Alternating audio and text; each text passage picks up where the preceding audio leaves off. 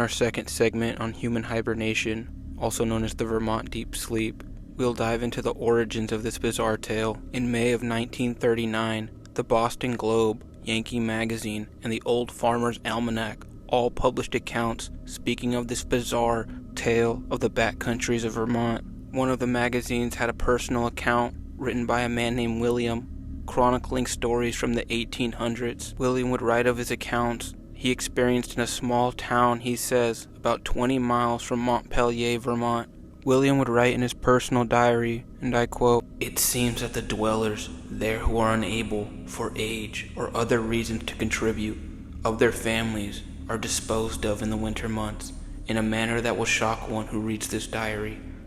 6 persons, 4 men and 2 women, one of the men cripple, about 30 years of age, the other 5 past the age of usefulness, lay on the earthy floor of the cabin, drugged into insensibility.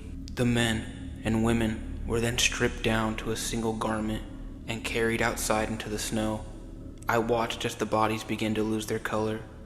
When the townsfolk re-entered the cabin, I was shocked to find my host engaged in everyday conversation, as if something strange and ghastly were happening just outside. Seated on a single block, I passed the dreary night, terror-stricken by the horrible sights I had witnessed." William described in his diary that once the bodies were frozen, they were moved into crates to protect them from animals and left under a 20-foot snowdrift for the entirety of the winter. William would write in his diary that he would return to the town the following spring to witness the final end of the process.